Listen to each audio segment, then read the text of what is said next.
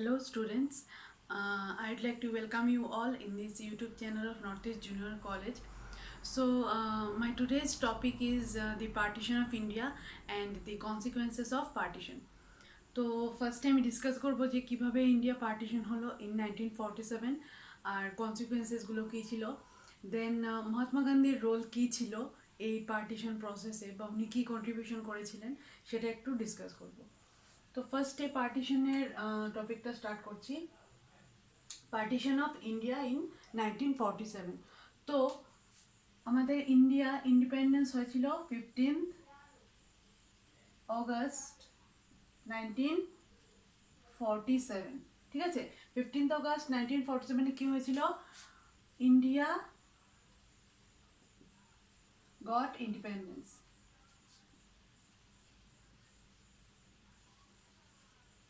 And 14th to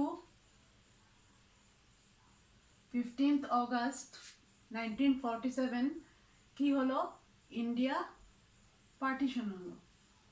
India's partition. তো 14th to 15th অগস্টের যে মিডনাইট ছিল সেই সময় ইন্ডিয়া পার্টিশন হলো অ্যান্ড 1947।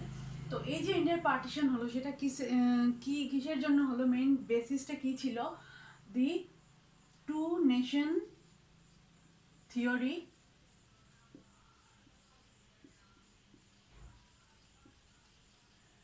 বাই মোহাম্মদ আলী জিন্না। তো মোহাম্মদ আলী জিন্না একজন পলিটিক্যাল লিডার ছিলেন। উনি mainly Muslim League political party ছিল, একটা মুসলিম লীগ পলিটিক্যাল পার্টি। তো এই যে মুসলিম লীগ পার্টি ছিল সেই পার্টির একজন সিনিয়র মেম্বার ছিলেন কে? মোহাম্মদ আলী জিন্না। এবং মোহাম্মদ আলী জিন্না কী করেছিলেন? টু নেশন থিওরির যে কনসেপ্ট সেটা উনি ডেভেলপ করেছিলেন। ঠিক আছে, এবং এই যে টু নেশন থিওরির কনসেপ্ট সেই বেসিসেই ইন্ডিয়াকে ডিভাইড করা হয়। তো টু নেশন থিওরিতে কী বলা হচ্ছে যে 14 to 15th অগস্টে কী হবে? ইন্ডিয়া পার্টিশন হবে এবং ইন্ডিয়া দুটো কান্ট্রিতে ডিভাইড হয়ে যাবে। One is India, another one is Pakistan.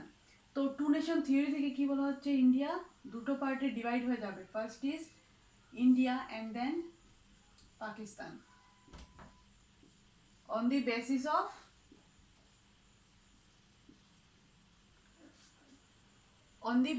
Of religion. তো ইন্ডিয়া ডিভাইড হবে দুটো পার্টে, India and Pakistan, on the basis of religion. তো মেনলি এই থিওরি ইন্ট্রোডিউস করার কারণগুলো কী ছিল? একটা রিজন আমরা বলতে পারি যে Indian national Congress INC, Indian national Congress and Muslim League political পার্টির মধ্যে একটা কম্পিটিশন ছিল যে আফটার ইন্ডিপেন্ডেন্স ইন্ডিয়াকে কে রুল করবে, কোন পলিটিক্যাল পার্টি মেইনলি রুলিং পাওয়ারে থাকবে। তো এই যে একটা কম্পিটিশন ছিল দুটো পার্টির মধ্যে, সেটাও আলটিমেটলি একটা রিজন হয়ে দাঁড়িয়েছিল। তো পার্টিশনের পর কি হলো? ইন্ডিয়াতে রুলিং পার্টি কে হয়ে গেল? ইন্ডিয়ান ন্যাশনাল কংগ্রেস, যদিও সেটা ইলেকশনের থ্রুতেই হয়েছিল, অ্যান্ড পাকিস্তানে মুসলিম লীগ।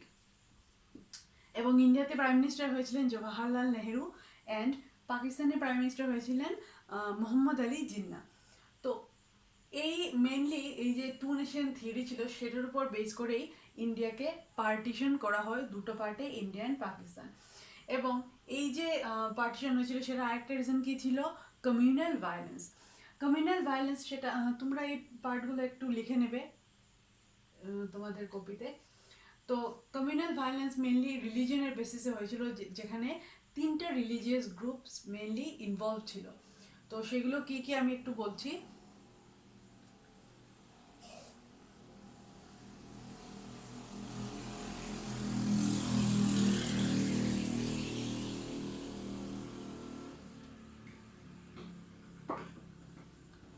ফার্স্ট,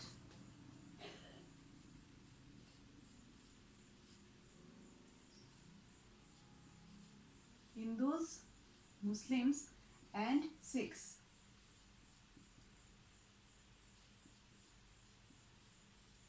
তো এই তিনটা রিলিজিয়াস গ্রুপসের মধ্যে মেইনলি যে ভায়োলেন্স হয়েছিল, কমিউনাল ভায়োলেন্স, সেটা হয়েছিল এই তিনটা গ্রুপসের মধ্যে। তিনটা গ্রুপস ইনভলভ ছিল। অ্যান্ড মেইনলি কোন কোন সিটিতে হয়েছিল সেটা লাহোর,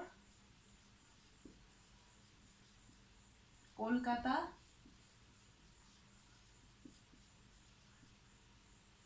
অমৃতসর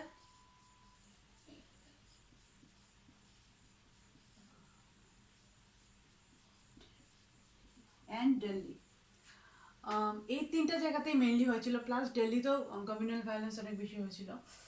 তো এই যে তিনটা রিলিজিয়াস গ্রুপসের মধ্যে কমিউনাল ভায়োলেন্স হয়েছিল, সেটার জন্য কি হলো, প্রত্যেকটা গ্রুপসই ডিমান্ড করলো যে ওদের একটা সেপারেট স্টেট লাগে বা ওদের সেপারেট কান্ট্রি লাগে। কিসের জন্য? ওদের থাকার জন্য, ঠিক আছে। তো এই যে কমিউনাল ভায়োলেন্স সেটা 1947-এ স্টার্ট হলো। তো যখন 1947-এ ইনিশিয়াল স্টেজে স্টার্ট হয়েছিল, তখন ইন্ডিয়ার যারা পলিটিক্যাল লিডার ছিলেন, both Muslim League, Congress and communist party, সবাই ভাবলেন যে কিছু সময় পর সেটা স্টপ হয়ে যাবে, এত সিরিয়াস কিছু ম্যাটার হবে না। বাট যখন 1947-এ এক্সট্রিম কন্ডিশন স্টার্ট হলো, তখন আলটিমেটলি এটা ডিসাইড করা হলো যে ইন্ডিয়াকে পার্টিশন করা হবে। তো ইন্ডিয়াকে পার্টিশন যে করা হবে, সেখানে কিছু প্রবলেম দেখা দিল। কিসের জন্য? ইন্ডিয়ার যে জিওগ্রাফিক্যাল এরিয়া সেটার জন্য। তো ইন্ডিয়ার জিওগ্রাফিক্যাল লোকেশনটার জন্য প্রবলেম অ্যারাইজ হলো, যেখানে দেখা গেল যে কিছু এরিয়াতে শিখ পপুলেশন বেশি, কিছু এরিয়াতে হিন্দু পপুলেশন বেশি, অ্যান্ড কিছু এরিয়াতে মুসলিম পপুলেশন বেশি। তো কিভাবে এই প্রবলেমটা সলভ করা যায় যাতে সবাইকে রাইটস প্রোভাইড করা যেতে পারে, সবার ইন্টারেস্টকে ফুলফিল করা যেতে পারে, সেই জন্য কি হলো, সাপোজ এটা যদি ইন্ডিয়ান টেরিটরি আমি যদি ফর এক্সাম্পল নেই, তাহলে পাকিস্তান এই সাইডে অ্যান্ড এই সাইডে বাংলাদেশ,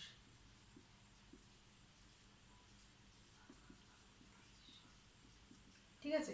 আর এই জায়গাতে north east India, north east India. তো তোমরা গুগলে সার্চ করলে ম্যাপ দেখতে পারবে। তো এই যে ইন্ডিয়া ছিল, সেখানে কি হলো, এই জায়গাতে কি ছিল, পাঞ্জাব, অ্যান্ড এই জায়গাতে ওয়েস্ট বেঙ্গল বা বেঙ্গল বলতে পারি। তো এই যে বেঙ্গল অর্থাৎ যে ছিল জায়গাটা, অ্যান্ড যে পাঞ্জাব, এই দুটো জায়গা নিয়ে মেনলি প্রবলেম স্টার্ট হলো। That is the problem of West and east, problem of West and east, ঠিক আছে। তো এই জায়গাতে মেনলি প্রবলেম হলো যে পাঞ্জাব যে জায়গাটা, সেখানে শিখ পপুলেশন বেশি, বাট কম্পারেটিভলি অন্য ইন্ডিয়ার অন্য স্টেটের তুলনায় মুসলিম পপুলেশন সেই জায়গাতেও বেশি ছিল। তো এই হিসাবে কীভাবে ডিভাইড করা হবে, কী করা হবে না করা হবে, সেই জন্য আলটিমেটলি পাঞ্জাবটা ডিভাইড করা হলো, এবং পাঞ্জাবের যে ওয়েস্টার্ন পাঞ্জাব সেটা পাকিস্তানের সাথে ইনক্লুড হয়ে গেল, অ্যান্ড যে ইস্টার্ন পাঞ্জাব ছিল সেটা ইন্ডিয়ার সাথে রয়ে গেল, ঠিক আছে। পাঞ্জাব দুটো পার্ট হয়ে গেল, ইস্ট অ্যান্ড ওয়েস্ট। তো ইস্ট পাঞ্জাব যেটা ছিল সেটা ইন্ডিয়ার সাথে, অ্যান্ড ওয়েস্ট পাঞ্জাব পাকিস্তানের সাথে অ্যাড হয়ে গেল। দেন বেঙ্গলে কি হলো, ওয়েস্ট অ্যান্ড ইস্টে দুটো পার্ট ডিভাইড হয়ে গেল। ওয়েস্ট বেঙ্গলটা কি রয়ে গেল, ইন্ডিয়ার সাথে, এট প্রেজেন্ট আমাদের যে ওয়েস্ট বেঙ্গল সেটা, অ্যান্ড ইস্ট বেঙ্গল যেটা সেটা বাংলাদেশের সাথে যুক্ত হয়ে গেল। বাংলাদেশ নাম পরে হয়েছে, ঠিক আছে, আগে ইস্ট পাকিস্তান ছিল নাম। তো বাংলাদেশের সাথে সেটা পার্ট হয়ে গেল, এই ইস্ট পার্টটা হয়ে গেল, অ্যান্ড এটা ইন্ডিয়ার সাথে রয়ে গেল। তো এইভাবে একটা পার্টিশনের যে প্রসেসটা আলটিমেটলি সেটা কমপ্লিট হয়ে গেল, এবং এই যে প্রসেসটা, হোল প্রসেসটা চলেছিল, সেই প্রসেসে অনেক মানুষের লাইফ রিস্কে গেছে, এবং অনেক অনেক মানুষ প্রাণও হারিয়েছে সেই ভায়োলেন্সে, সেই ইয়েতে। তো এখন আমি কনসিকোয়েন্সটা ডিসকাস করবো যে কী কনসিকোয়েন্স হয়েছিল এই পার্টিশনের জন্য।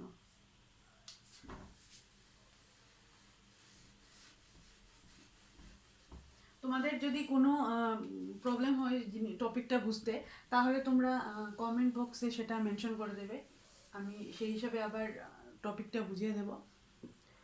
তো কনসিকুয়েন্সে মেনলি 6টা কনসিকুয়েন্স তোমাদের টেক্সট বুকে আছে, তো আমি সেগুলো বলছি। Number 1 is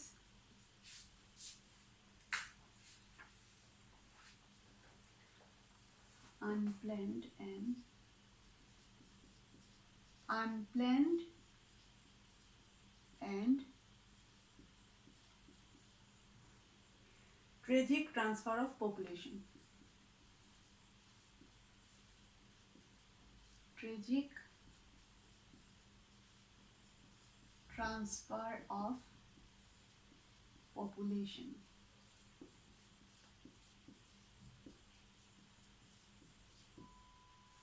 Next, communal riots.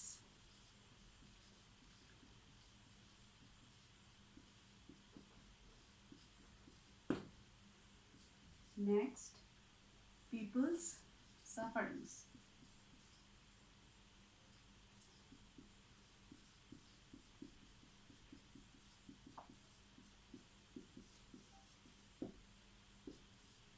Number 4, a division of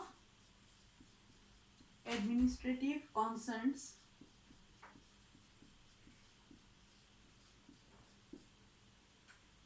Administrative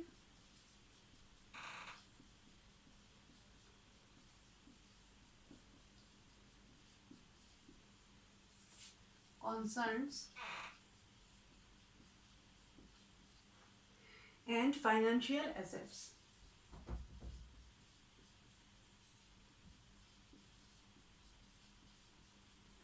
তো ফার্স্ট পয়েন্টে কি বলা হচ্ছে যে unplanned and ট্রেজিক transfer of population. তো কমিউনাল ভায়োলেন্স যে হবে সেটা কেউ এক্সপেক্ট করেনি। তো যখন হঠাৎ করে কমিউনাল ভায়োলেন্স হয়ে গেলো এবং পলিটিক্যাল পার্টিও অ্যাকচুয়ালি প্রিপেয়ার্ড ছিল না, কেউই এই সিচুয়েশনের জন্য প্রিপেয়ার্ড ছিল না। তো সাডেনলি সেটা ডিসাইড করা হলো যে, যদিও ডিমান্ডটা আগের থেকেই চলছিল যে ইন্ডিয়াকে পার্টিশন করা হবে, বাট 1947-এ সাডেনলি সিচুয়েশন এইভাবে অ্যারাইজ হলো যে আনপ্ল্যান্ড ওয়েতে পার্টিশনটা হলো। ঠিক আছে, হঠাৎ করে সেটা করতে হলো সিচুয়েশনের উপর বেস করে বাধ্য হয়ে। তো unplanned and ট্রেজিক transfer of population. তো এই পার্টিশনের ফলে কি হয়েছে, একটা হিউজ নাম্বার অফ পিপল ওরা কী করেছে, একটা জায়গাতে আর একটা জায়গাতে মাইগ্রেট করেছে। একটা ডাটা যে দেওয়া আছে তোমাদের বইয়ের মধ্যে, সেই হিসাবে অলমোস্ট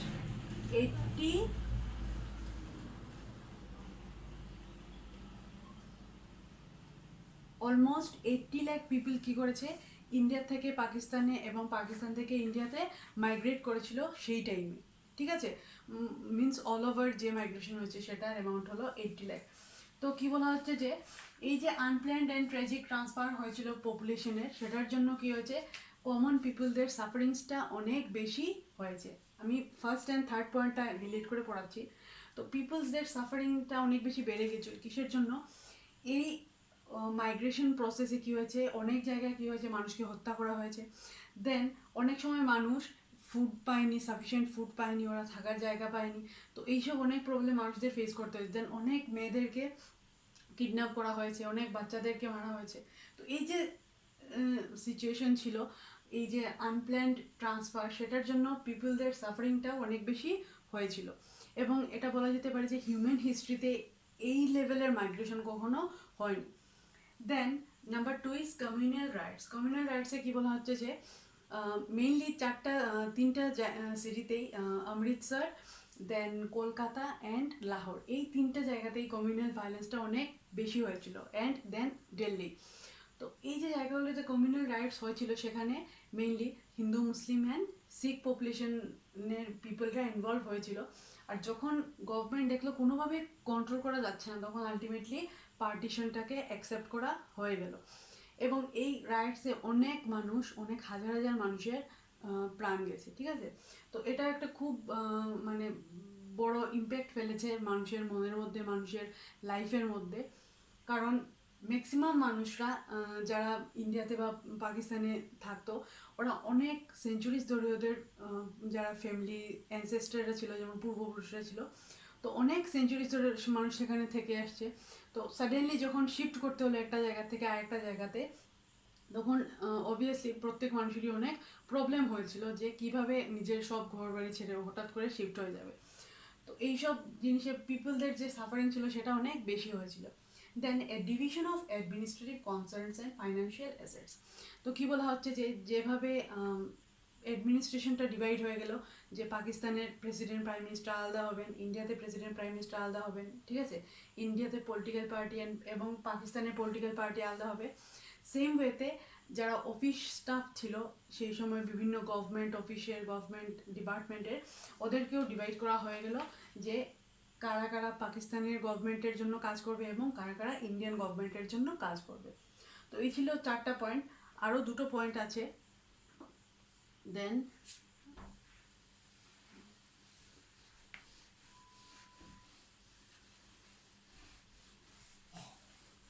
তোমাদের এক্সামে শর্ট কোয়েশ্চেন আসে 2 মার্কসের 1 মার্কসের, যে কোন কোন সিটিগুলোতে মেইনলি কমিউনাল ভায়োলেন্স হয়েছিল। তো আনসার হবে লাহোর, অমৃতসর অ্যান্ড কলকাতা। অ্যান্ড এই কনসিকুয়েন্সের উপরেই ব্রড কোয়েশ্চেনগুলো মেইনলি আসে, যে discuss 4 consequences of partition or 2 consequences of partition. Then violent separation of communities. Separation of communities. And last point is a division of hearts.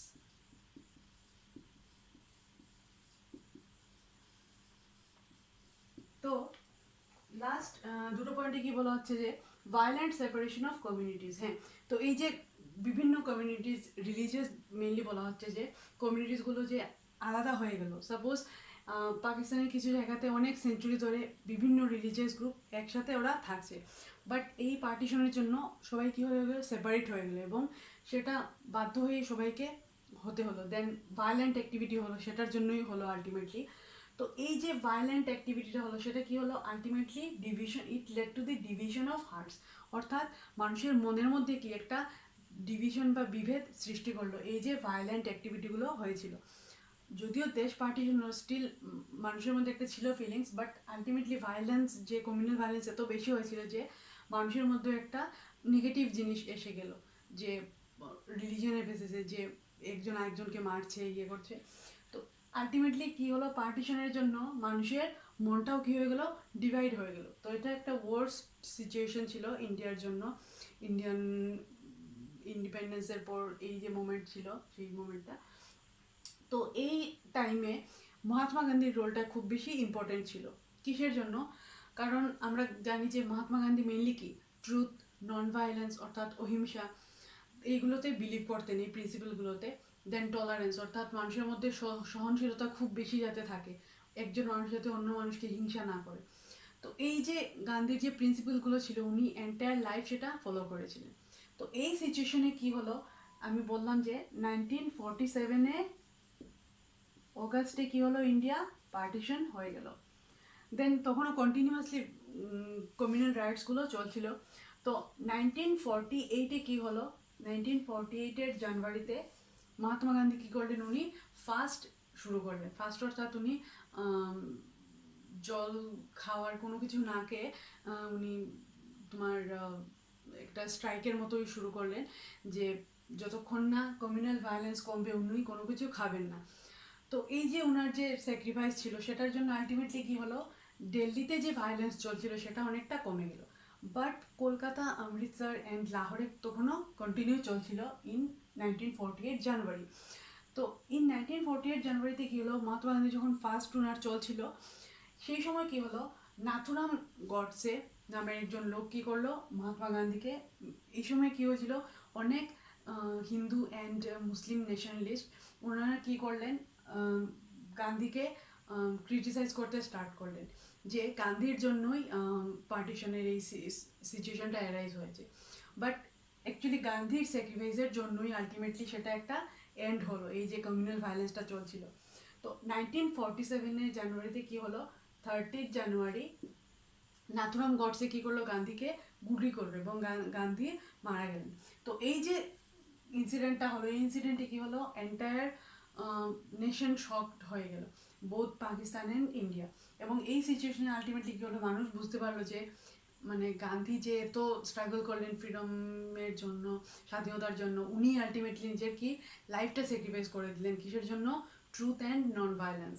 তো উনার এই যে ডেথ হয়ে গেলো, উনি স্যাক্রিফাইস করলেন, সেটার জন্য আলটিমেটলি কমিউনাল ভায়োলেন্সগুলো স্টপড হয়ে গেলো সবগুলো স্টেটে। এবং এটাই বলতে পারি যে গান্ধীর মানে ডেথের মৃত্যুর সাথে সাথে আমাদের ইন্ডিয়াতে যে ভায়োলেন্স চলছিল সেটা স্টপ হয়ে গেল। তো সেই জন্য বলা যেতে পারে যে উনার যে স্যাক্রিফাইস ছিল সেটা সাকসেসফুল হয়ে গেল।